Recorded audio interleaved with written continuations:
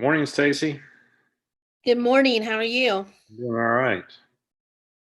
Good. Just got done with my physical therapy, so I'm a little casual right now. Oh, it's okay.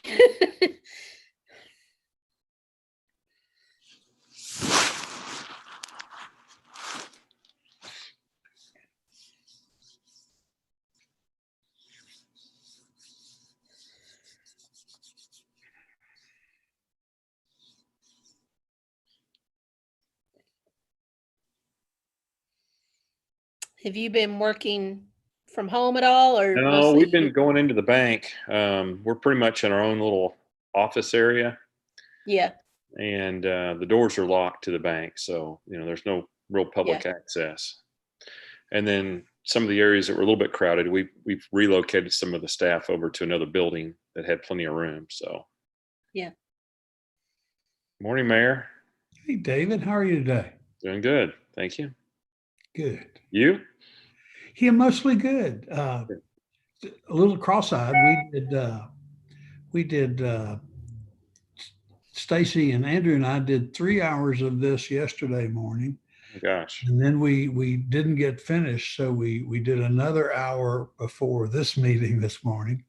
So what I can tell you is that since we've been over it for 4 hours, we think we can condense it to you all for 3.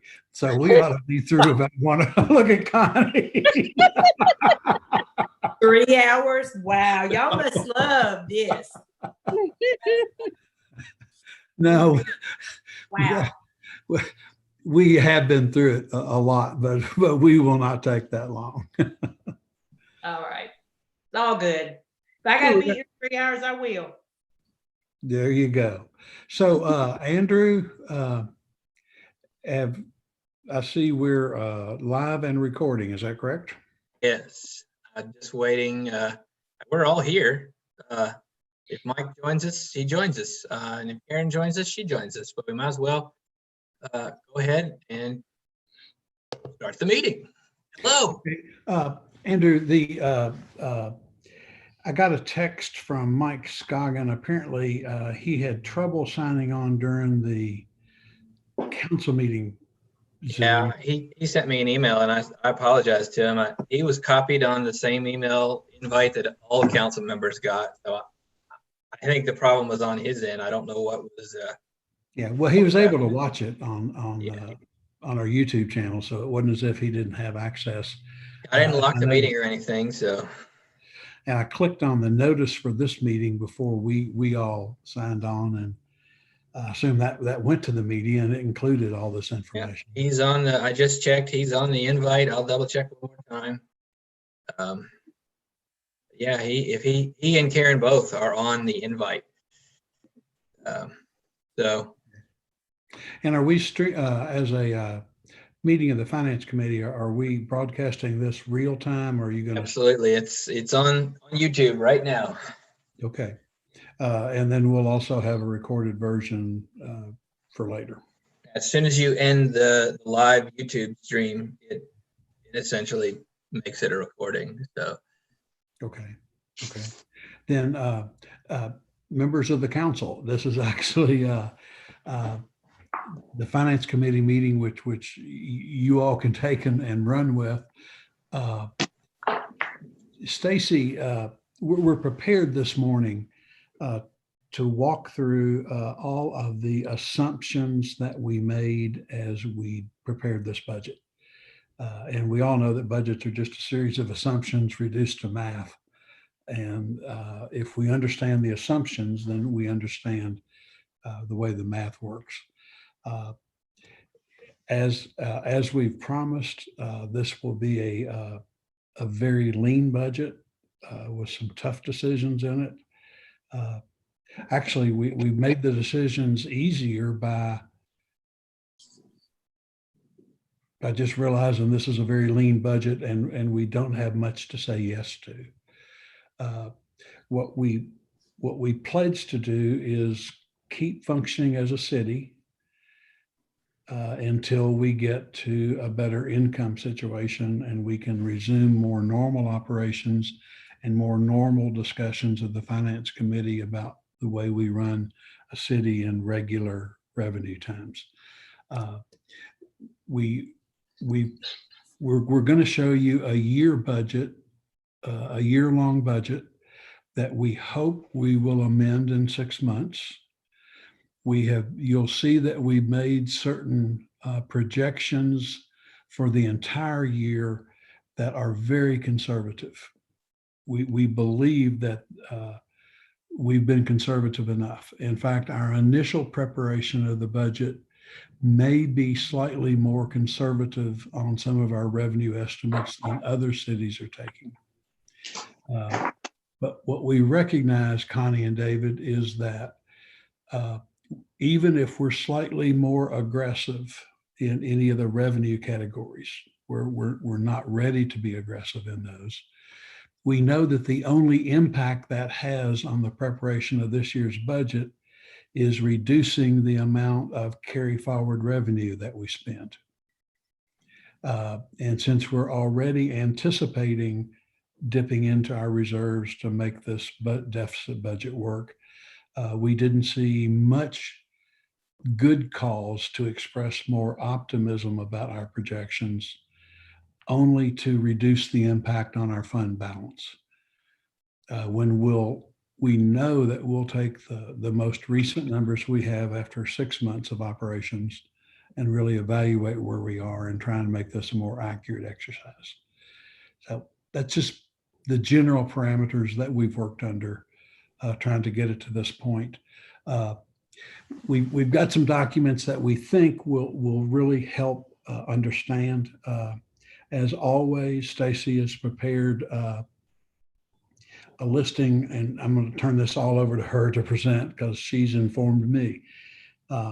We've prepared a list for you to review of everything that we have included in the budget, and a very lengthy list of everything that we have not included in the budget, so that you can see that in one fell swoop and get a feel for what's changed here.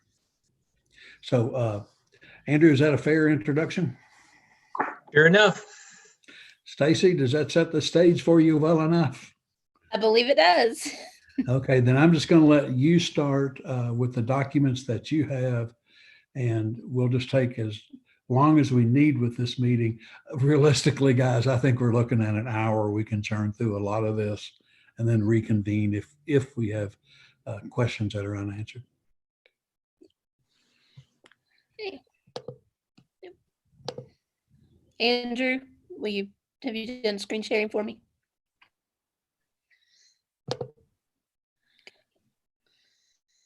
Gotta love All technology. right, you're good to go. All right. Well, hang on. Maybe make sure I've got everything open that I need open. It says new request. Sorry, I'm trying to do a few little admin cleanup things here, and then I'll unmute and come back. There it is. Okay. Sorry, I just had a screen hiding from me. Had to find it. As the mayor mentioned, this will highlight and give you an idea of the assumptions, what all of our departments have requested. We've gone through this in extreme detail, line by line. This should help us keep it a little more condensed for you while giving you a good idea of what's in here and not in here. This is the same format we use every year. So the general assumptions, the CERS rate was frozen for a year at 24.06 for non-hazardous and 39.58% for hazardous. So there's no impact from CERS rate changes this year. Property and liability insurance, I have included a 5% increase. I do that just about every year due to the volume of our claims. We typically see an increase. That's $29,000 across all departments. So part of that's in cemetery and sanitation, so it's not all general fund. Raises, COLA, salary adjustments, we have not included any of that in this budget. And Stacey, our Stacey, yes. let me interrupt just long enough to tell the Finance Committee that on some of our larger interlocal agencies, we learned that they included raises, and Stacey has gone back and we've asked everybody to match us on the fact that there are no raises in the beginning of this year's budget. So Planning and Zoning has resubmitted their budget. We're asking Parks and Rec to do the same. We're making sure that this is adhered to across the board for anything that we contribute to. A little bit of an adjustment on medical. That's really not that much in the grand scheme of things, because our medical budget is about 2.8 million for the city's contributions. So this was just an adjustment to our fully insured equivalent, which is how much it cost us for each person. Now we're getting into the request. So at the top, this is all general fund. You'll see the new vehicles that were requested to be leased from our enterprise fleet management program. Building inspection had requested 4 new vehicles. They have 3 or 4. They have one, a really old backup. So they were going to take one of theirs, move it to a backup, and then replace all of those. Police department has requested 16 vehicles. And just a quick note, when you look at these numbers, these are clearly not a full year cost for this many vehicles under the lease program. But when we order the vehicles in July, they typically don't get here until March, April, or May of next year. It takes several months for them to be produced. So this is the cost just for next year. This one I will highlight on police. We did have some discussion yesterday, the mayor and Andrew and I, that we may need to look at what it would do if we don't give them any new vehicles at all. So I am going back to police department to ask exactly which vehicles they would be replacing, how old they are, how many miles, and I'm going to talk to our account representative at Enterprise as far as recommendations that they have, as far as perhaps giving police a few vehicles. We did the same thing in the 2020 budget where we had no capital, but we did allow the police to replace 7 vehicles. That was the one thing that we had kept in there to try to keep that fleet maintained. So we're having that conversation. Fire department requested 3 of their light duty vehicles, and Public Works had requested 2. Under personnel, this is all of the personnel that we had discussed many times during our financial analysis when we were evaluating. If we had been able to make all of the salary adjustments and give a 3% COLA to anyone whose salary was not being adjusted, it would have been 1 million.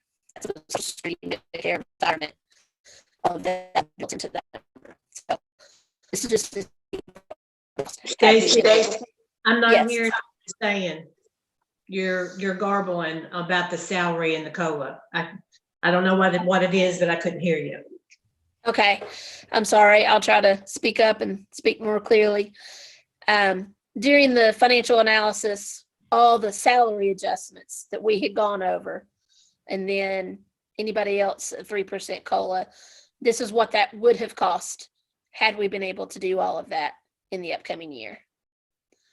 So this was what it cost to adjust all those salaries that we were hoping to be able to do. When we get to the main budget document, you're going to see a department request column that's going to include everything in this spreadsheet. So it's going to include all new personnel that was requested.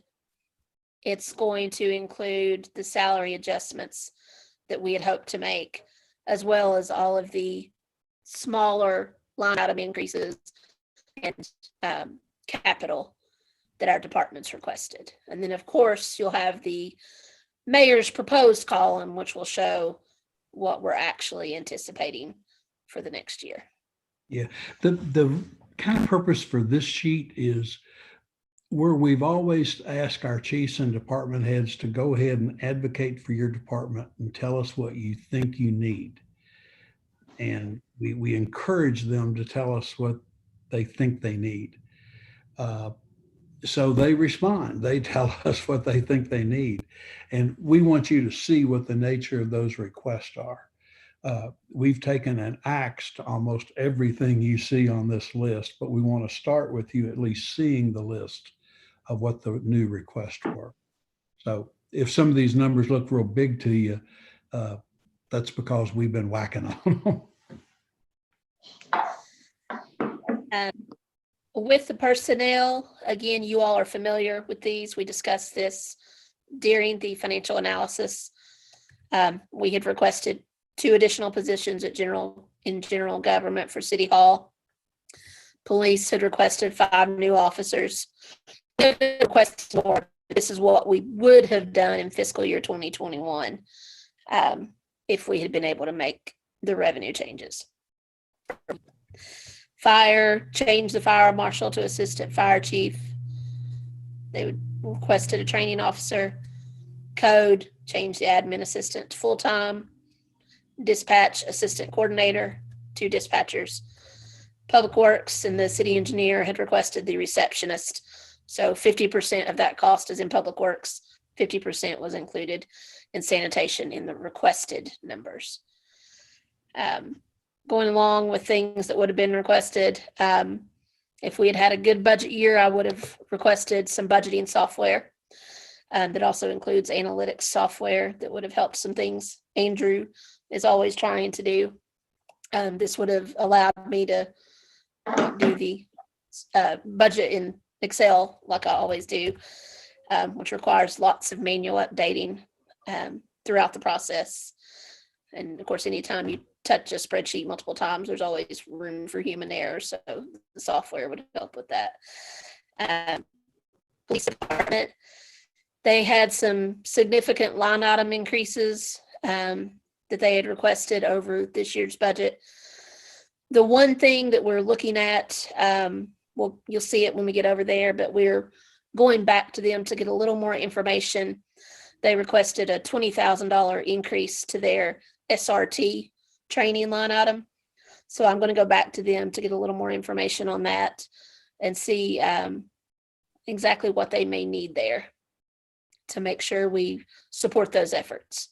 And guys, that's one where we want to take a second look at anything having to do with SRT training, since that is such a focus right now of the Morales case. For the optics here, we have to be very careful about how much we cut the SRT training budget. We want to understand that better before we just goose egg it. They had a few capital requests. You can see there some renovations in their criminal investigation offices to make a little more space. If they had gotten the new vehicles, MDTs, radios for those vehicles, traffic equipment. Fire department had minimal line increases. They had a few capital or small projects that they were requesting. The informational signs free would have been one of those road type signs where they could put different announcements and things on Station 3 since it has so much visibility. 2 rotary cameras and a fire inspection camera. The Station 4 needs assessment. I think that's been in their last 3 budgets. Of course, we have asked them to do some of that on their own and to continue doing those needs assessments on their own right now. And then they're going to apply for a couple of small, I'm sorry. This is one that we've expressed, the committee's expressed an interest in before, that we consider the needs assessment. We've been allowing them to work on some internal processes to help prepare for the needs assessment. And it would just be a question whether or not this is something we want to fund right now with this lean budget, or something we want to take out for later. They hoped to apply for a couple of small equipment grants. So they had requested $5,500 for those match dollars. A lot of times in the past when they've applied for those grants, we've asked them to find the money within their budget to cover those matches. It's usually small amounts. Dispatch, the only real increase they had was $27,000 in building maintenance projects, from HVAC to carpet. There were several things in their list to maintain that building due to its age. Public Works. Stacy, Can we get a breakdown of those requests in dispatch? For the bill? Yes, Okay, thank you. yes. All right. Let me make a note of that so that I don't forget.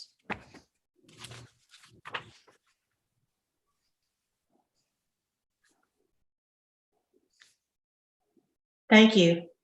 No problem. I'm just making a quick note so that I don't forget I about it. Note two. Solve this Um, over. Public Works, the line item increases. If you'll recall, when we adopted the 2020 budget, we did a lot of line item cuts to our departments. So the line item increases that Public Works has requested are just to put things back to 2019 levels before we got them in 2020. And then he had some equipment requests. I know the loader and the chipper were both also requested in 2020 budget or 2020 budget. What exactly is a loader? Is that a gripper, or what would a loader be? Like a front end loader? I think that'd be a front end loader, David. Okay.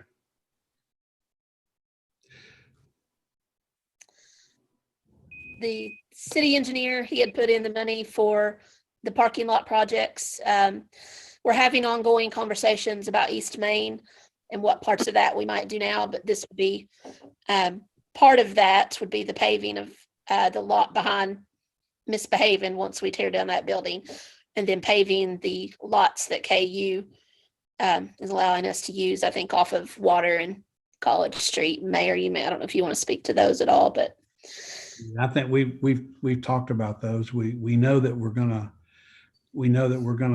move forward in some way to tear our portion of the back of Roy Cornett's building off.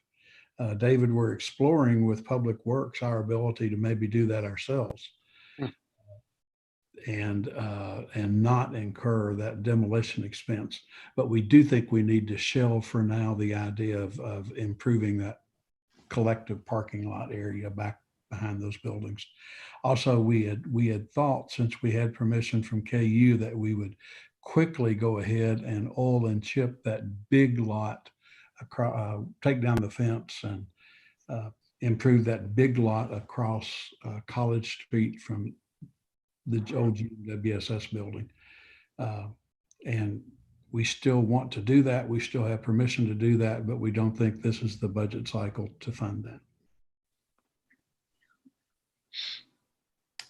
Community services, interlocals. Keep in mind the numbers you're seeing here are increases over the 2020 budget. So obviously this is not their full request. It's just if they requested an increase over 2020.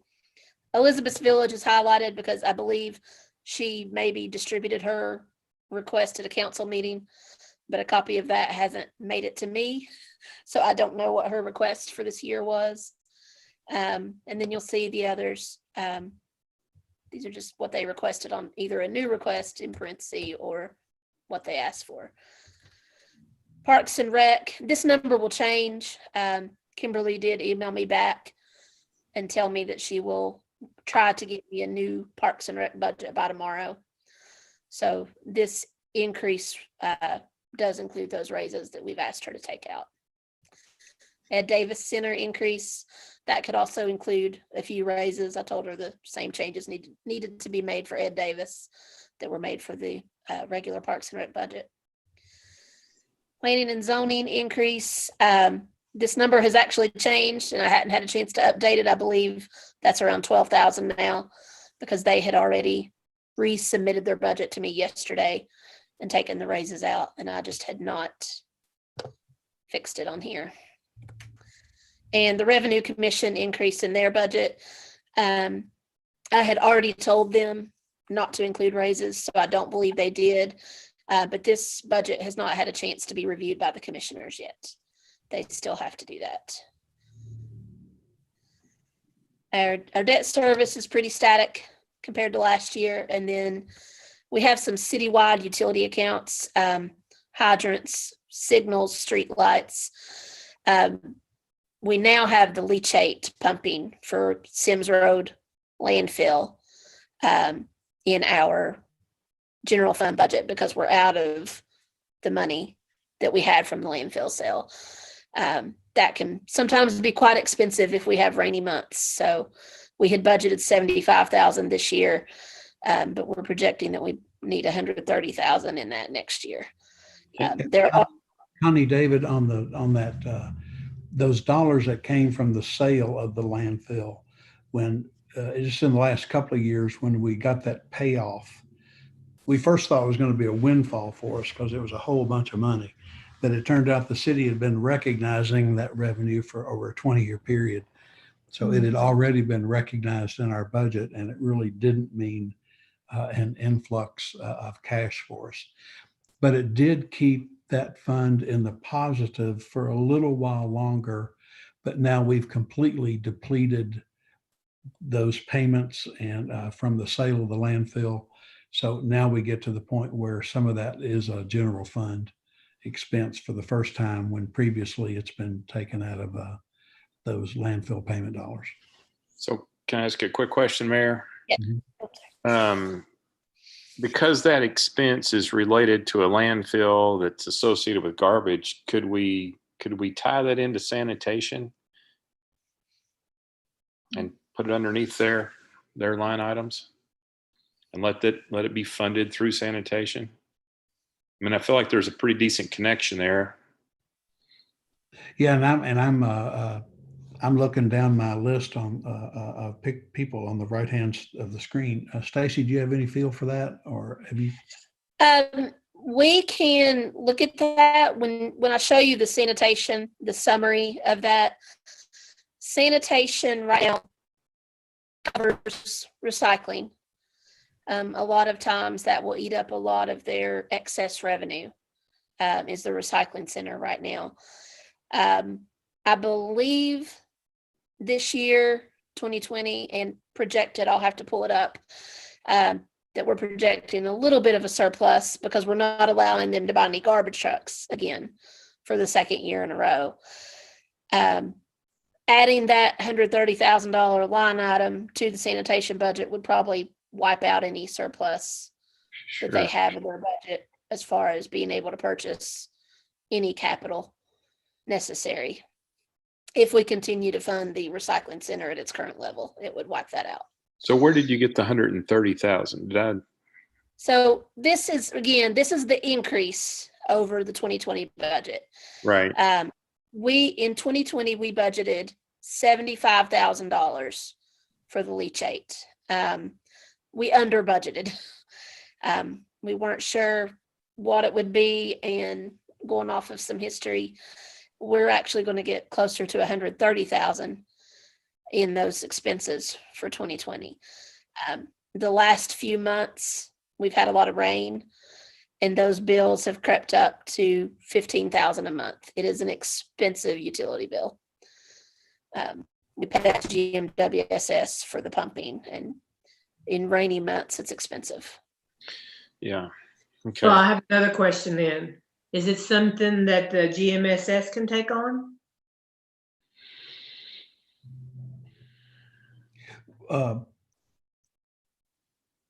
It could. It's kind of like we're the sewer customer, treating our leachate through a sanitary sewer system where we used to pay to truck haul it. Yeah. This is far less expensive than hauling it with a truck.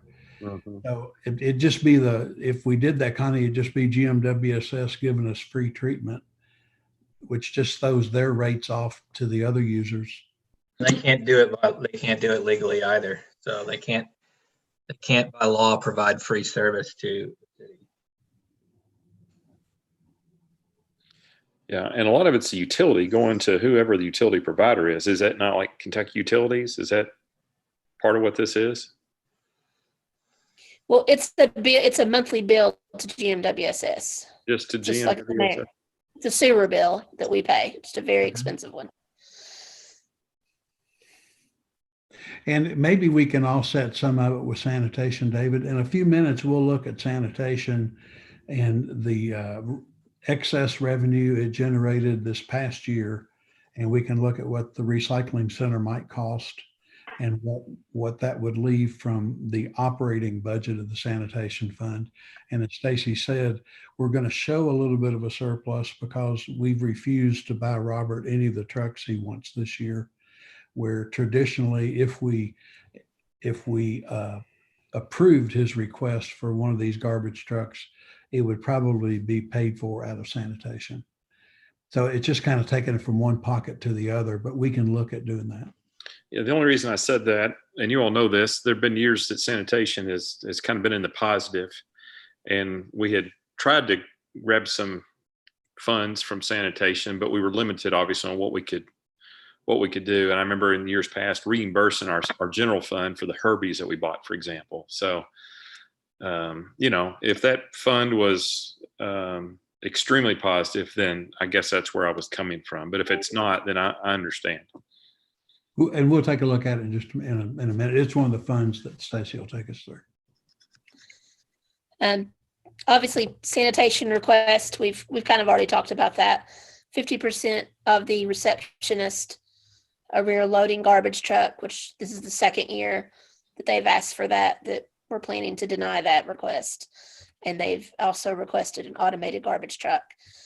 In the 2020 budget, they had $30,000 budgeted for Herbies, which is essentially one load of Herbies.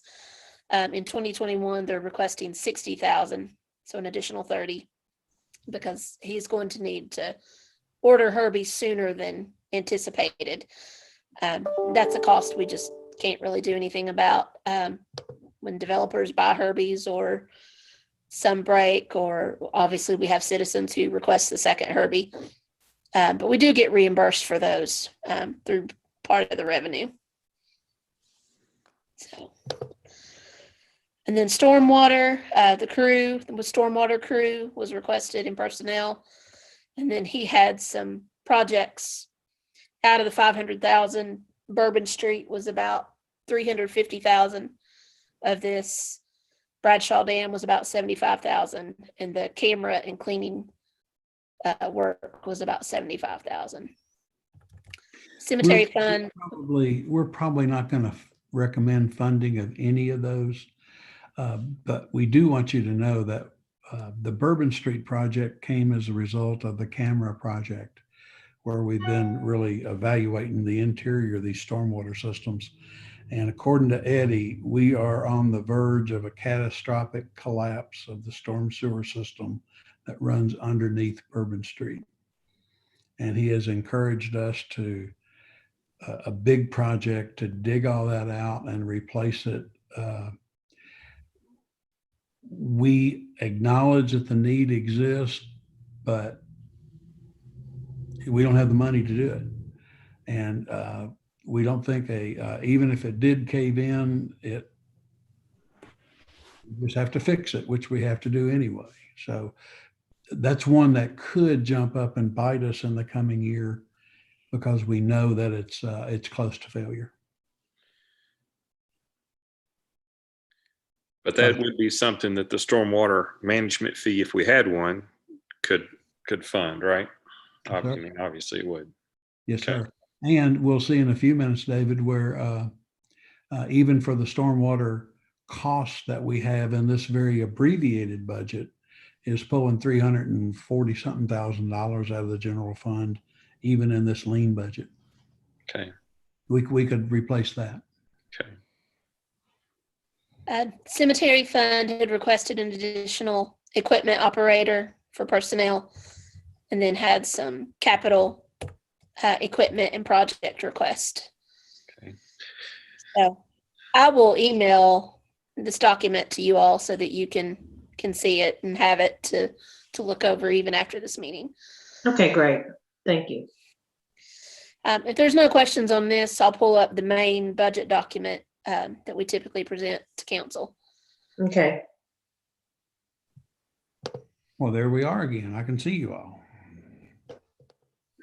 And there you went.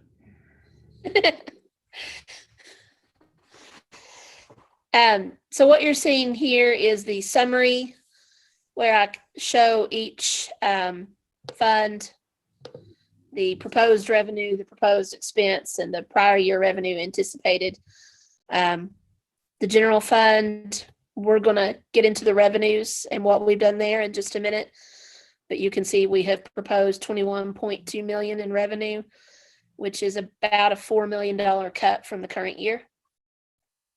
Which is not revenue. 25%, is it? What, that's more like a 20% or so? Yes. Mhm. And Tell you with how the we arrived. at David, we'll 20%. go through how we arrived at that. We took very specific percentage reductions and talked through what those percentages should be on each of our revenue categories. Okay. And we came to different conclusions on each of our revenue categories. Sure. The end, they averaged out to about a 20% general reduction. I get it. I've been thinking about that as well, where some will be impacted and then others won't be impacted. So you're going to see our best effort to anticipate that and blend these together. I got you. Big picture, this is I'm sorry to keep interjecting, Stacy, but Yeah, go ahead. for the finance committee's understanding, I know from a council member's perspective, what I want to know is this picture really shows it, and we can go into all the details, but basically we're looking at a budget that is going to use $4.168 million out of our current fund balance. And Stacy went over with us before, or we're going to today, I forget It which. was Monday at the council meeting. Yeah. Monday's council meeting, we walked through what we think our reserves will be come July 1st. And we think it's around $9.2 to $9.3 million is where we'll actually go through the deficit parts of this year and start the new fiscal year with about 9.2, 9.3 million. And this very conservative budget estimates that we'll spend $4.1 million of that to make it through the year. I just want to rip the Band-Aid off and let you see the big picture, and then we'll go. That number is after we dialed back the budget really hard. After what, Andrew? After we dialed the budget back really hard on all those requests and cuts on top of those requests. You'll see those too. Yes. The proposed expense for 2021 of 25.4 million, it's around 2 million less than we budgeted for expenses this year. So, and we'll see that in more detail. But these are just the summaries. We'll hop down to sanitation since you asked about that one, David, and this shows the better picture. Okay. We estimated sanitation revenues at $2,086,000 and sanitation expenses at 1.83. So that leaves sanitation with about a $254,000 surplus. Again, in years that they have to buy a garbage truck, they wouldn't have a surplus. In years that they don't need to buy a garbage truck, they would have the surplus. But as you can see on the next slide down, sanitation has to pick up about $121,000 of cost from operating the recycling center. So there's only going to be about 133,000 in sanitation. Yes. Okay. Yes. So if we put the $130,000 leachate bill into sanitation, that would take out any surplus that they have. And this is just a regular recurring expense budget. This doesn't have, as we said, any capital garbage trucks. So the years that they have to buy garbage trucks, they would be hurting.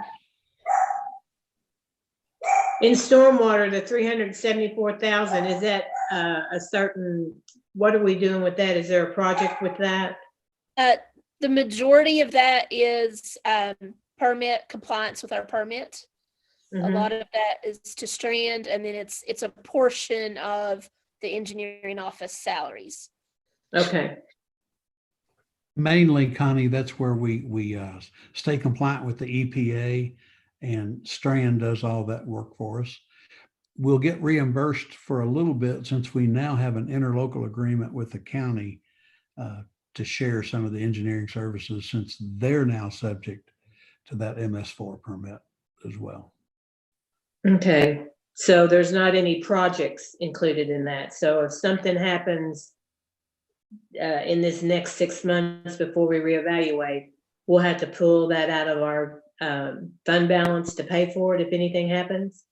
Yes, there's a very, well, small budget for repairs. If it was a very small repair, he might be able to handle that, but anything major, yes. Okay, We've got enough, Connie, to do a couple of fairly minor projects. We couldn't do anything as big as we've done where we've gone out in some of those neighborhoods and done nice repairs. right. We don't have that funding right now. Okay. Thank you. We'll go ahead and look at revenues next. And what I What kind about- of want you. What about the sorry. capital projects down there? That's got an increase from prior and proposed expense. What you'll see, these prior year revenue numbers Uh-huh. is money for business park and capital projects. This Okay, is money that I've already transferred to those funds. It came out of the general fund budget in 2019. uh-huh, So these monies were transferred in fiscal year 2019 to cover the business park expansion, the radio project. okay, So those projects are still ongoing, but the money was transferred in a previous budget. So it's just Okay. carrying it forward. We cleaned up all of our business and made sure that we had accounted for those funds, Connie, in a prior year. yeah. All right, thanks. No problem. Stacy, do you know how many residential Herbie customers we have through the city? I believe it's between close to 12,000, Andrew. I was going to say 11.5. Okay. Yeah, that's the last number so.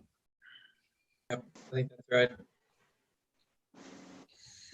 right. On the revenue accounts, two things that I want to show you as we go down through here.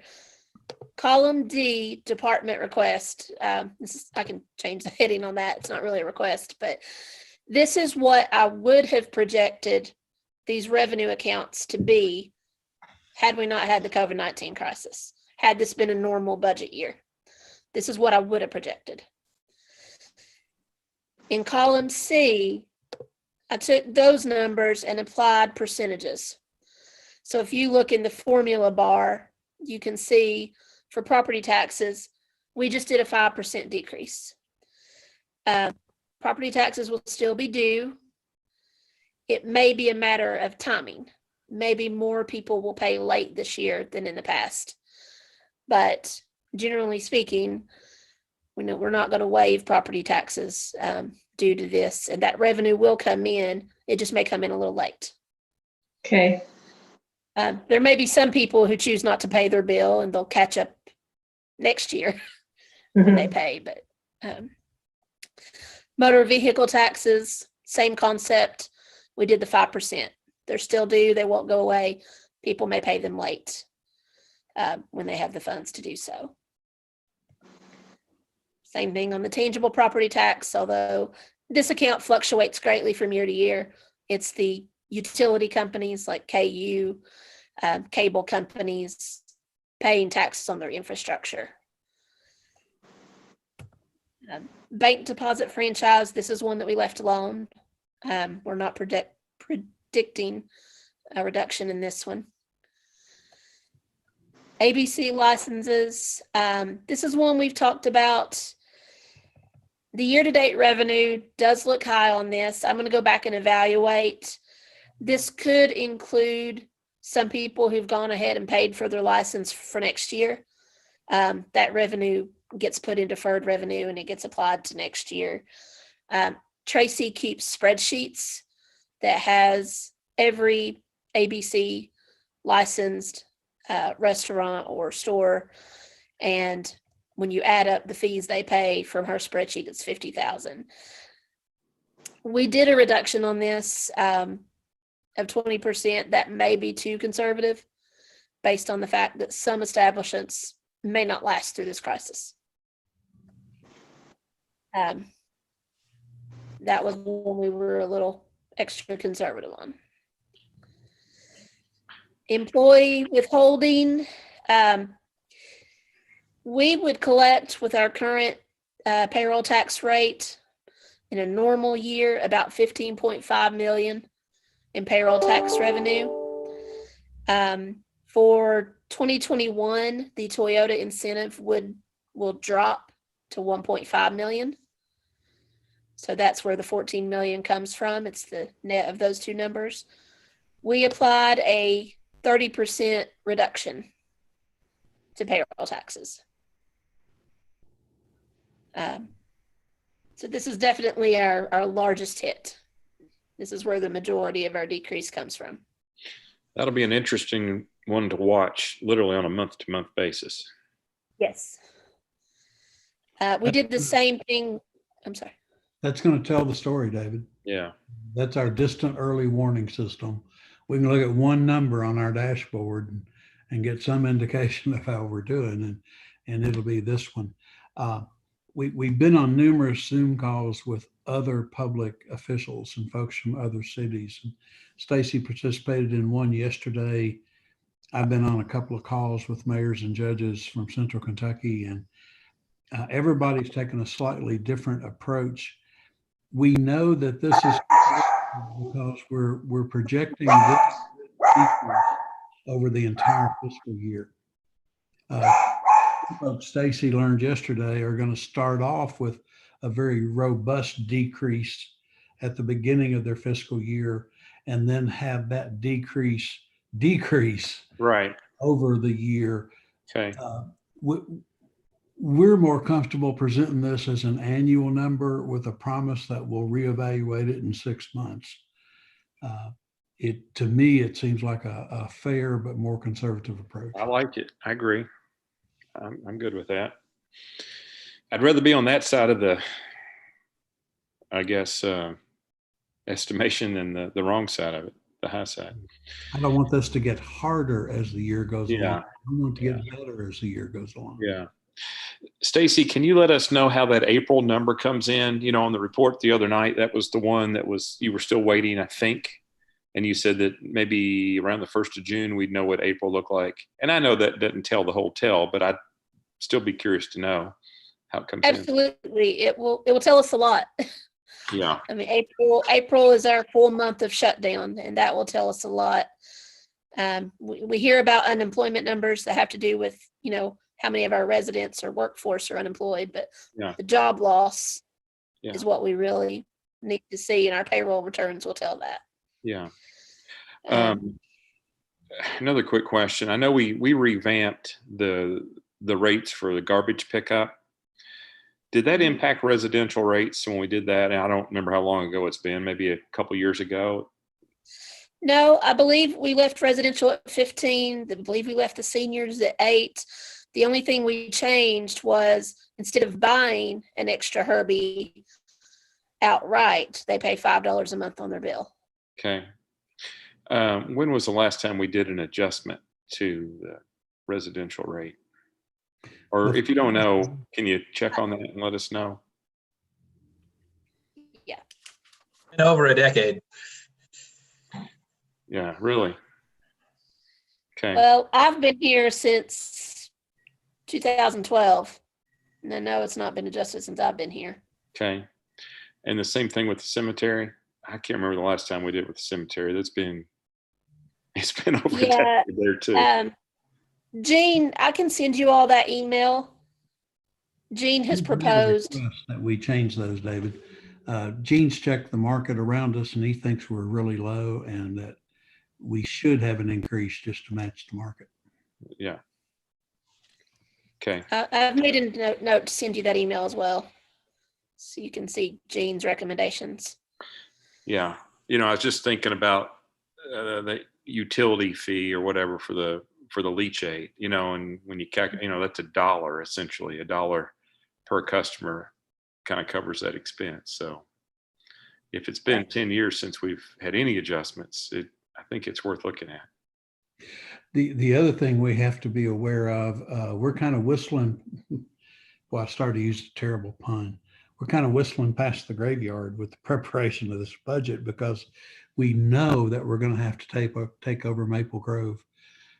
And the Peters family is now ready for that to happen. But even though we know we're going to have another cemetery to take care of, we decided to leave our budget alone just because I don't want to make it any worse. And when we get that cemetery taken over, then we'll respond to the need. I wasn't going to borrow trouble that I didn't have yet. Okay. Stacy, I just lost your spreadsheet. Does everybody else still have the spreadsheet pulled up? I've still got it. Yeah, I can still see it. Huh. My computer asked me to do some kind of an update and I declined it. And now the spreadsheet's gone. You should It'll- try it'll come clicking your back. Zoom icon and see if it'll pull it back up. Do what, Stacy? You may have a Zoom icon at the bottom in the taskbar with your meeting. Just probably need to get back into the screen that has the meeting. Yep, there we are. Good deal. So, Mayor, can you see us right now? Yes. Okay. I can see you all along the right side of my frame. Yeah, and then- same here. Okay, good. Net profits, quick comment about the 2020 revenue. That's before taking off the credits that we know we'll still have at June 30. Toyota still has $1 million credit with us. That will come off of that number. So this year's number is going to be more like 1.5. So in a normal year, I would have budgeted the same $1.5 million of revenue for next year. We've applied the 30% to net profits. But I've expressed my concern that this is the one I'm most concerned about, of how much exactly we may get in revenue next year. You know, that one really is a wild card. Connie, what we're seeing with small business all over the community, that could be down as much as 50%. We really don't know on that one. But for our purposes right now, Stacy's reduced our pre-COVID estimate by 30%. Okay. We decreased penalty and interest on withholding and net profits by 5%. We are still trying to collect some old bills that have been outstanding. So we hope that'll continue. We decreased regulated business licenses by 10%. This is new businesses. This is a fee that I was paid one time they initially come into the city. So these revenues that you see represent new businesses. Right now, we've reduced that by 10%, but it's a small line item. Building in here. permits. Stacy, real quick, I want to give you all sort of a sneak peek, but I know we're in, as far as business compliance right now, we're in a tough time. You know, we're being very lenient on folks in terms of, you know, when they pay their taxes, penalties and interest, and that's sort of, we're taking the direction from the governor. But at the same time, we've been gearing up now for months to try to go after long outstanding accounts, and we're already seeing results from early efforts in taking people to task, so to speak. We're talking about folks who've been delinquent or non-responsive for 7 to 10 years. And I fully expect that when we ramp up that effort, we're going to see, I hope that we cut into the losses that we would otherwise see from the downturn in the economy. So I just wanted to give you all that heads up. Building permits, and you're going to see the same trend expressed on electrical inspection revenue later. We have reduced that revenue estimate by 25%. I believe I mentioned during council meeting on Monday that March and April receipts for building inspection permits were half of what they were a year ago. So we do know those businesses will be allowed to open back up or have already been allowed to open back up if they weren't still operating. But with the economy, we'll see how that affects the building going forward. Let's see. Some of these are small adjustments. I'm not going to focus on those. Insurance license fees. We had recommendations from KLC that estimated a 10% decrease in insurance license fees. So that's the percentage that we have used based on KLC's recommendation. That was one we didn't have a good feel for ourselves. So we're going with theirs. Connie, did you say something? You were muted. Yes, I was just mentioning on the building permits that this crisis that we're in is not the only thing that's going to be affecting building permits. It's also going to be limited to sewer capacity as well. So we could see more of a decrease in that also, right? That's conservative? Yeah. Okay. All right. Yeah. Go ahead. Sorry. It's okay. Connie, it's a really good point that we need to keep in the back of our mind. We've got a couple of things that Chase hasn't been able to talk about publicly yet that might give us some relief from that. Okay, that's awesome. It's almost overly optimistic, and we're afraid to talk about it until Chase gets another step taken. But we're looking at some really what I hope will be some good news on some of that. Okay, good. That's good to know. Thanks. All of our franchise fees, we did a 15% reduction off of the initial estimate. Again, these will be timing issues. Cable bills, electric bills, they're all still going to be due, but it's going to be a matter of timing when people pay them. We know they're not doing shutoffs right now for customers. They're probably not charging late fees either, and that could give us a little bit of a decrease. So that's probably a good number. The reason we're really learning about utility customer behavior. When you take away the threat of cutoffs, your revenue nosedives. Yes, I understand. The reason the rental income for Sprint and Verizon are highlighted, these numbers are correct, but Andrew brought up during our meeting yesterday that we could consider new rentals on our new towers that could generate some income. Oh, okay. So those are highlighted. Those are just highlighted to remind me and Andrew to have that conversation and see if there's anything we want to add back into the budget for a new rental. Not going to focus too much on these that don't change. We'll hop on down to these intergovernmental revenues. Leaving the CMRS, that's the money we get from the state for the 911 fees quarterly. That's been steadily increasing. So we've kind of left that one alone from what I would have projected. Ambulance, that's the projection from the county. We get about $70,000 a month from that and a little bit more. And then electrical inspection, again, I applied the same 25% reduction that I did to my estimate for building inspection. And as you can see, our current budget was 25.4. So it's around a $4 million reduction. But had the crisis not happened, we would have been able to budget 27 million. Good job. You're gonna email us this too, Stace? I will, and yes, I'll email this. Okay. Didn't hear if you asked anything else. Okay. I know we're at an hour, so you all tell me what you want me to do as far as I will not go into line items as deeply as I did, but do you all want to look at the expenses and the other things at a high level right now? Do we want to keep going? If you've got a few minutes, what would you like to, or we can reconvene?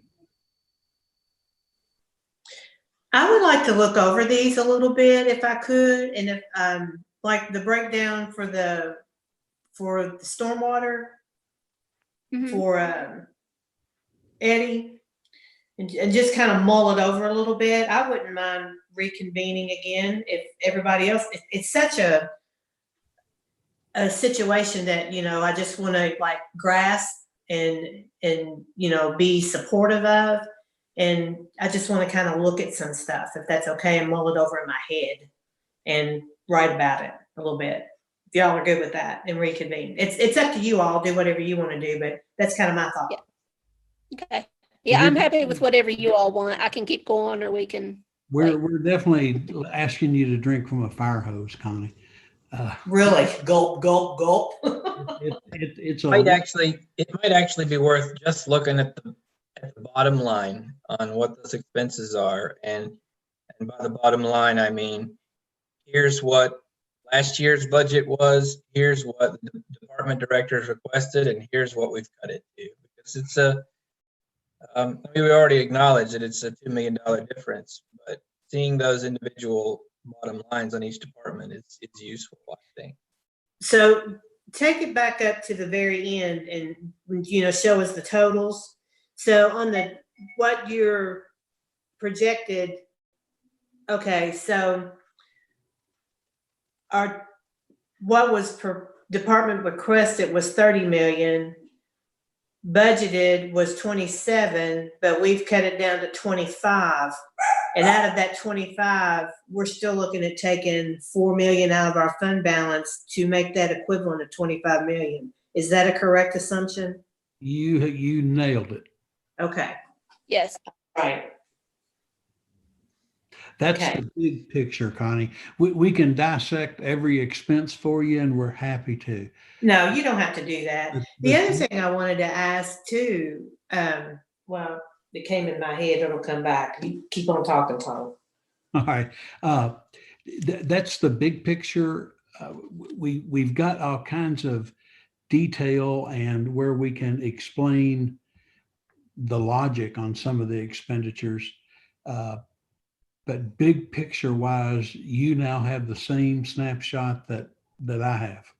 Okay, here's my question. So does that decrease our fund balance from 9 to like 5 million? Yes. Will we be taking that 4 million out at our budget? When we do our budget, will we be doing the budget amendment in order to put the money in there at that specific time? Or will we be like monitoring for the next 6 months and do a budget cleanup later? I think we'll anticipate that with the passage of the budget so it can balance, because we're required to present a budget that balances. Okay, But we're not going to experience, we have no intention of experiencing that full year under this budget. right. We're going to be Okay. evaluating what happens and then amend that budget whenever we've got enough data to understand it. And when we, in that projection, and when we reevaluate it, and if things are looking up, will we be able to go back and if we need to do police cars or need to do some capital projects with stormwater, we can add that in at that time? I think that's exactly the process that we're hoping Okay. for as the year unfolds. All right. This is one fugly budget, That's putting it nicely. but we think it's appropriate to start the year with, and then give all of us the chance to watch it unfold within a reasonable expectation we've created, and hope it's better than what we've predicted. I wouldn't mind like kind of reevaluating it in 3 months, you know, the finance committee versus the 6, just kind of to see if we can see a trend, if you all are good with that. I know I don't want to call it a crisis because we're probably better off than most cities, I would think. But because Toyota's done a really good job trying to keep things going. And I think generally speaking, as far as our restaurants and the carry out and things like that, I think we've tried to do that too, to help with that. So I'm hoping it's not going to be it's what we've got there, and I'll be praying for that. Okay. And you're exactly right, Connie. I think we need to be, David pointed out, some of these numbers we need to be looking at every month, and for certain, we need to look at the whole. periodically. I'm good with the monthly finance meeting. I mean, Zooming is really easy, honestly. Yeah. You know, I like it. I You do know, too. with the screen share feature, sometimes Zoom on these things is actually easier than being in a room looking at a monitor. Right. Yeah. I've enjoyed it. We're actually going to have our first traffic meeting Monday by Zoom since all of this has happened. Good. David, your thoughts? Yeah, this is, I'm good with the conservative approach for right now. And like you said, Mayor, we can adjust this thing as we go along. I do, from the finance committee's perspective, want to see things on that monthly basis. And I know there's a little bit of a lag or a delay or whatever the case may be, but at least it'll kind of give us some idea of where the trend is perhaps headed. Yes. I'd like to look at some of the, the cemetery and the sanitation fees that we talked about. I know I'm kind of repeating myself. And then the stormwater information, I've asked Devin to kind of help get me up to speed on what that was looking like and how that was going to be proposed. And, I'm receptive to looking at that when the time is right. And timing is important. And I know right now it's not the best time for probably anything related to an increase, but now's a good time for us to do our due diligence and just understand the situations. Agreed. Because we're gonna have to do some things. We're gonna have to take some action. We knew that before this hit, and it's magnified now. So that's just the reality of it. And One of my biggest concerns is Bourbon Street. That really sticks in my head quite a bit. Yeah. That could be huge. Yeah. Ironically, when I first got on council, and Mayor, that was right when you were, I guess, leaving City Hall, we did an extensive project up Washington Street. And that was a big time project. Yeah. And this kind of runs parallel now that I'm sitting here thinking about it, probably in terms of timing, in terms of geography and location and so forth. So it's not a surprise, but, I'm not excited about the general fund paying for it either. So that might be a good catalyst for all of us to. Well, David, the next thing you're going to be looking at once you do Bourbon is all of the tree streets, because all of that's old. Yeah, I don't know how much stormwater they have, to be honest, though, Connie. Right, but their sewer capacity and all of that is we did some extensive work that's been probably 20 years ago over in the Tree Street area and the Boston area as it relates to the water company. And I'm trying to recall if that was, I think that was water line replacement, if I'm not mistaken. A very comprehensive and very expensive project. But you're right. I mean, that's the nature of a city growing and getting older. You're going to have to maintain it, and you got to pay for it. So, David, we could probably, Stacy could probably help us come up with some kind of a dashboard that we could, a format that we could put together for a quick, easy dashboard type read on a monthly basis that might compare payroll tax receipts. Net profits receipts are so quarterly influenced. I'm not sure how much good we'll get from there, but maybe we can help Stacy with some suggestions on a pretty simple read dashboard that will keep you informed. Maybe we take the 5 or 10 most significant line items in terms of revenue, and we just take a look at those things. Just a thought. We can do that. The payroll is, almost half of our revenue. That's the biggest. That's the one we are going to track most sensitive. What about insurance premium tax? That's the next biggest one. So we'll watch them both. Insurance premium tax will be quarterly, but we'll keep an eye on it as well. Okay. And hopefully that one's not quite as volatile. I'm hoping not. I'll give you all some quick context, and then I will email you both of the spreadsheets we looked at today, I'll forward you Jean's revenue proposals so you can see those. I'll forward you dispatches memo so you can see the detail on their building maintenance that you requested. But Thank just some you. quick context. If you see it highlighted in yellow, that typically means Andrew and I cut it when we went through with the departments and the mayor, and that typically means we reduced it below the 2020 budget. If you see something highlighted in green, that means it's an account that warrants further review or further discussion. You'll see all the telephone and utilities highlighted green because Holly, my accounts payable finance specialist, she made projections on those, but I always like to review them just to make sure they're good. So those will all be highlighted green. Okay, On community services, a lot of our nonprofits, you're going to see, not on all of them, but on most of them, we made a 10% reduction compared to this year's budget. Trying to keep things equitable. If we're asking our departments to make significant cuts, we felt we should show reductions in those as well. did And you do a then 10 reduction for the elderly? Right now, they're all showing, not all, but I'll scroll down real quick because I know that there is. This is we Right spent a now, lot of time, yes. Connie and David, talking about these not-for-profit agencies and the social services that we've typically funded. Back after 2008, we gradually cut them down to nothing, and we've reintroduced some.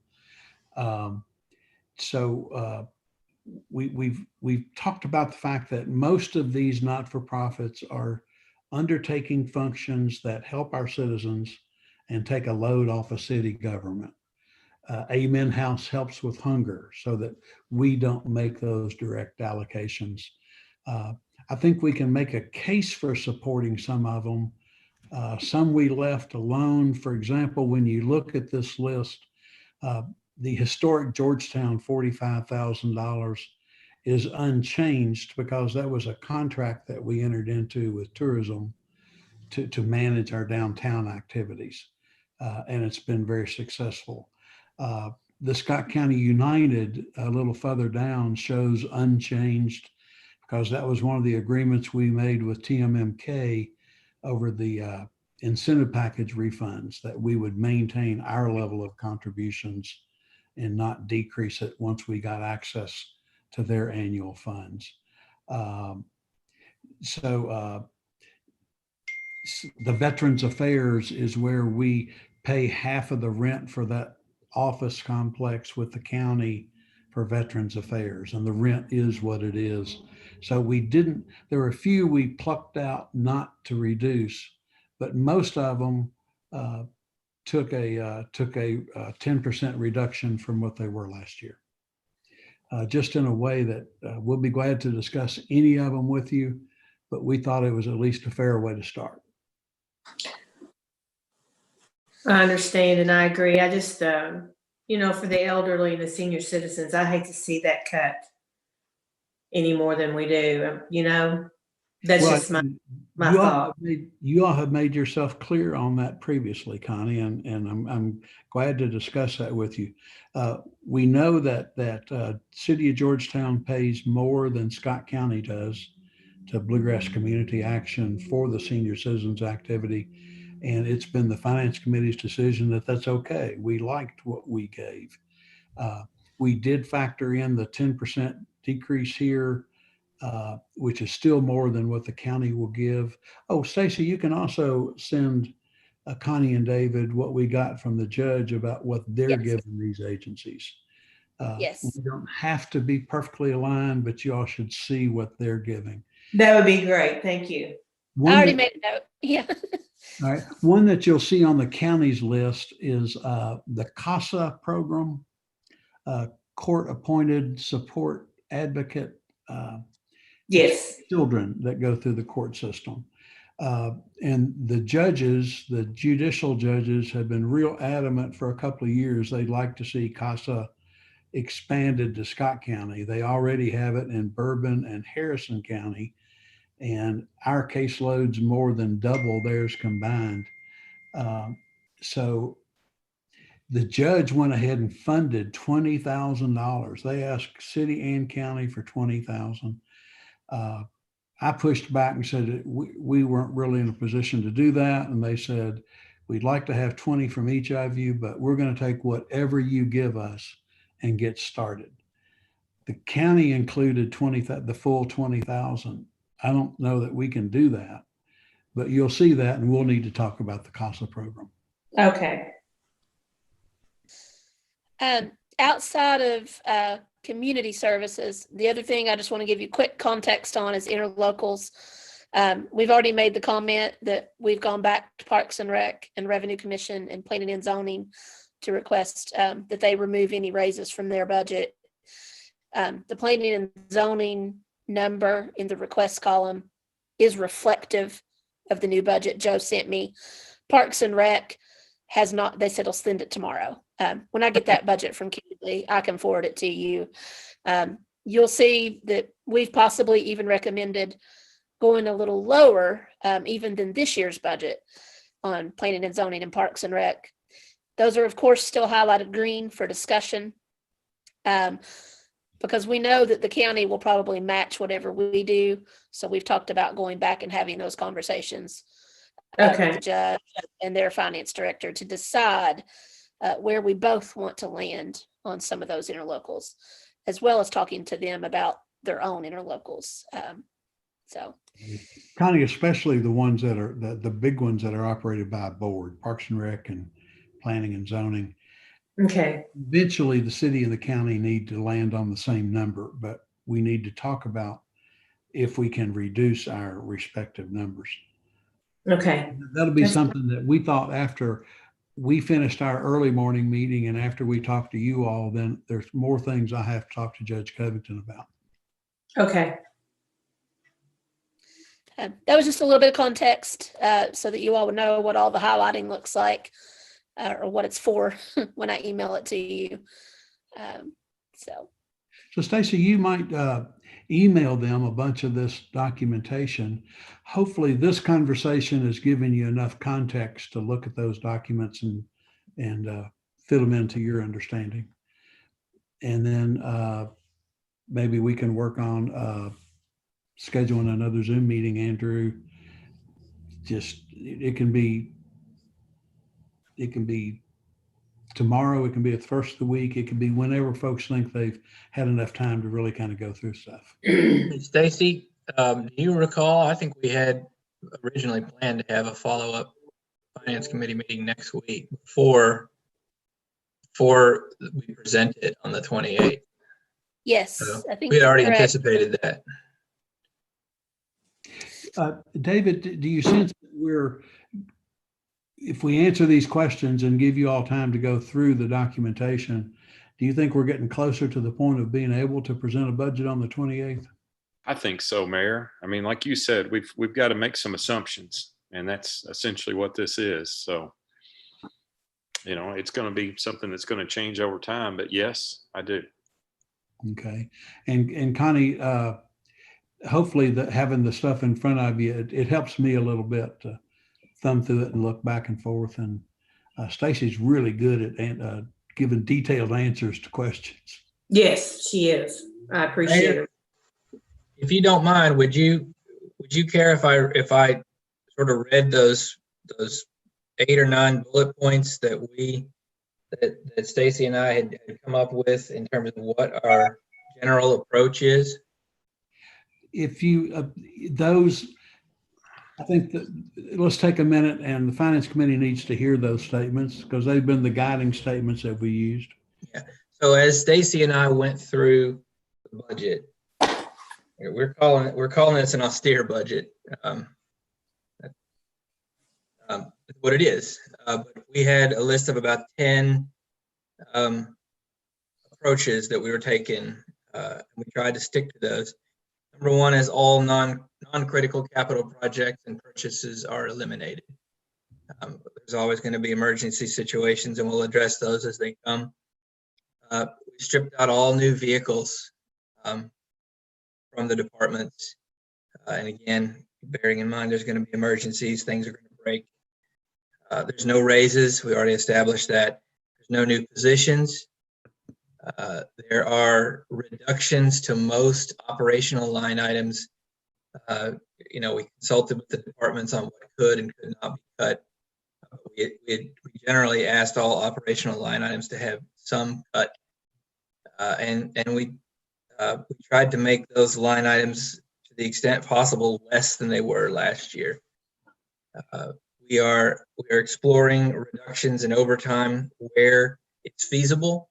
Some departments are using overtime to make up for the fact that they're understaffed. They're under what their capacity for staff is. We are trying to reduce overtime where we can. We're cutting services to minimum levels. A lot of the things that we do are extra responses. And we're going to have to, things like when the Festival of the Horse happens, we have to send police, and we have to send public works, and we may have to talk about how our response there is reduced. The mayor already talked about reductions to community partners, and that's a further conversation that we'll have to have. We need to talk about reductions to joint agencies, Parks and Rec and planning. The idea is that we're trying to cut those operational line items by 5, 10, 15%, whatever the number is. We haven't established that yet, but we think it would be prudent to ask them to make the same operational reductions. And then the last bullet point, the overriding principle we're trying to follow is salaries, benefits, and existing positions are preserved. No layoffs, furloughs, or changes in benefit costs. That's sort of been when we had our individual department meetings, one-on-one department meetings, I tried to lead off with that principle. That is the thing that we are trying to preserve above all else. That's it. Andrew, you were a little bit in and out on me. I know you talked about preserving positions, which I've certainly been an advocate of. Did you mention health insurance or benefits? Yeah, salaries, benefits, and existing positions preserved with no layoffs, furloughs, or changes in benefit costs. Yeah. Okay. That's a heavy lift, David. It's a really heavy lift, but if we can get through this, as I mentioned during the council meeting, and do two things, we can keep minimum services to protect citizens and maintain our benefits for our employees, then I think we'll be as well positioned as we can for when a recovery comes. Some may wish to debate that, and I'm happy to talk about it, but that's kind of the way we've prepared this so far. Sounds good. Okay. Great Boy, job. I get off screen share and I feel like I can move my neck again. I'm not scrunched up here in the corner. Anything else we need to do during this time, Stacy? I don't think so. We'll get everything sent out and just email me with questions. I'm happy to answer anything in detail that I can. I'll send you probably a little more information than you may want, and you can peruse it all. And I'll send you dispatches memo, but if you want to see fire or police or the other memos that they sent with their budgets, just ask me and I'll send those along as well. And they do. You may want to just look at those for an understanding of how they really put some work into these requests. It sometimes I feel guilty about how cavalier when Stacy and Andrew and I meet, and then we bring you all in, how much we talk about line items and we'll cut them and we'll do this. And they've really put a lot of work into preparing these requests. And I don't mind to read them. I'm fine. I'll with send it. all the memos. Any department that wrote a memo, I'll send it along. it'll help you Okay. understand just how hard your people are working, and they defend everything they ask for. It makes it very hard. I'm setting myself up to read them, I'm sure. Yeah. Okay, and if y'all need anything else, Stacy will get it to you. Andrew, thank you for zooming us together. You might check when that next regularly scheduled meeting for us is, and Connie and David may want to get together before then or a different time. Are we having let's see, yeah. Regularly scheduled would be the 25th. Usually it's right before our council meeting, which we're gonna have on the 25th, right? We're likely, and it's Memorial Day, so we just assumed we would not have that meeting. We Oh, usually we're doing cancel it on it. the 28th. Yeah, we'll have one on the 28th. I think the mayor's referring to our next finance committee meeting, which if you'll Yeah. give me a second, I will look and see what date that we had anticipated for that. That's not it. I'm looking as well. Maybe I've Stacy got will it. get to it quicker. You got it? Yeah, I do. May 22nd was actually so what our schedule looks like from this point. May 14th to the 19th was supposed to be revisions with department directors. May 20th was kind of a second draft deadline. May 21st was review the draft with the mayor, and May 22nd was a finance committee meeting. What day is that? The week is that, Stacy? Friday. Yeah, next Friday. That's more than a week away. Do we need that long? It seems like we could do something sooner than that. We could. I think we were anticipating walking away from this meeting with any concerns that you all had about the line items that needed to change. So we can meet again as soon as you all want. We put those follow-up department meetings in there to discuss any of those changes that you all had. We can condense those, or they might not even be necessary. The only reason we were scheduling those follow-ups is if we came back and had to say, oh, well, we've cut you more, or we've put that back in, or what do you think about this? So that's really the only thing driving that Friday date.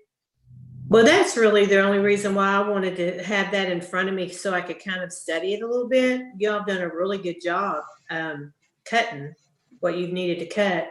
And a few things that I think about, it's probably not going to be that significant to add them back in, but maybe, it's just open for discussion. So right now, the way you've got it cut, I mean, I could live with it if I had to.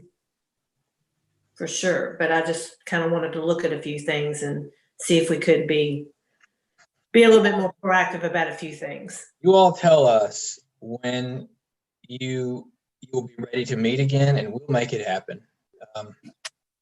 David, how's your schedule? Because I'm a little bit flexible right now. Yeah. No, I can do another meeting early next week if you all are ready to go. I don't need to wait another full week or. I don't either. All we need is 24 hours advance notice so that we can get all the open meetings stuff met. Yeah. The reality to me is there's just so many unknowns. I mean, it's hard to question too much what's being proposed because it just it's going to change. We know it's hard. Well, and we're adopting a worst case scenario position here. I mean, we're other cities are talking about optimistic views and pessimistic views, and where do we land on that? And we just decided we're taking the pessimistic view and the worst case scenario, and how can we be faulted for that? And with the idea of revisiting it in 6 months, and we up it if we can. Yeah, that makes sense. And like we said, we're going to revisit it, and if we can add anything back in, we can. But I mean, we can actually really go with what we have and present it with the cuts that we've done. And, reevaluate it and do our monthly finance meetings if you want to. Just take it as it is. I mean, I'm fine with it. I just wanted to kind of look it over, but. And in fact, Connie, if we sent you all this stuff and give us all till one day at the first of the week, since we didn't cycle through all the pages today, if we send it to you and get back together one more time, we can probably tie a bow on what our thoughts are. Yeah, that's fine. I would like to do that. The only day I couldn't do it would be Tuesday. my sister's having something removed and they're gonna keep her all day. We have to pack her snacks and stuff, so I could probably do a Zoom meeting on my phone because, You don't want to do that. no, because I'd rather be able to pay attention. Is Wednesday too late? Would we want to do Wednesday? Would that give you all enough time, or do you want to do it earlier? The only other earlier we would have would be Monday. Monday. Yeah, and I'm fine with Wednesday. What about you, David? Yeah, I'm open on Wednesday, the 20th, right? Yeah. Okay. You want to do another 10 o'clock Zoom meeting on Wednesday? Okay. Is that good for you guys? Yeah, and maybe that'll give us some time to touch base with the county on the things we need to Yes. type as well. I've got a 10:30, but I can easily rearrange that. It's just my standing staff meeting with the Revenue Commission. So that'll work. Andrew, what I would need to do, Wednesday, the 20th is fine. I'll need to see if Devin can sit in on that Bluegrass Area Development meeting again for me. What time does that start, Tom? It goes from 9 to 11. Okay. Well, I if can we get- need to do it later in the afternoon, we can after lunch. What about you, David? Yeah, it's a little more difficult for me to do this at the bank. I could do it on my phone though. I could do that. I'm happy to reassign, let Devin can. Whatever, cover- Mayor. I can do either one. I can do it on We my can phone. make the morning work, I think. Okay. One work. Okay. I'm open. So you guys choose and I'll fall right in. Cool. Yeah, You want to just do 10? Yep. Yes.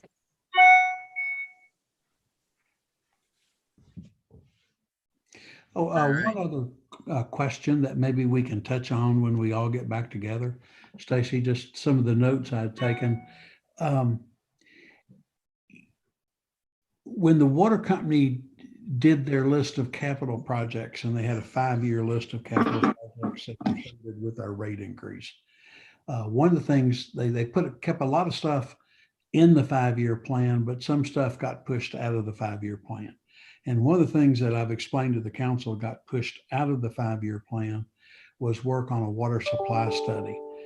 And Judge Yes. Covington and I got together and decided we didn't think we ought to wait 5 years to start on that. And we offered Chase and the water company that if we needed, the city and county needed to front that money to the water company to start this study at a reasonable time, that they could then reimburse us in the year that they had originally expected that capital expense. I think that water supply study is so important that we shouldn't lose sight of it, even during this stripped down budget. And- Yes. Mayor, With Chase. I've emailed Chase about that actually already. Okay. And he wanted to talk to me and you about it because we put that in the 2020 budget.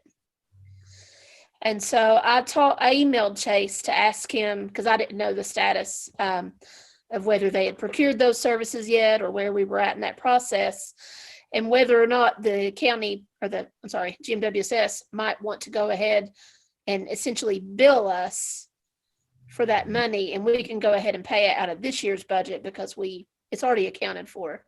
How much? $85,000. $85,000. Okay. It's already in there. Yeah. So he wanted to talk to me and you, Mayor, about some logistics on exactly how we go ahead and give that money to them. Because I Okay. emailed him about it. We can talk about it. That's one of those things that is so important that we can't stop work on it just because everything else is going to hell. Word. Word on it. Okay. Well, if there's no other questions, folks, I found this really productive. Absolutely. Thank you all. Thank you all. Yep. Peace out.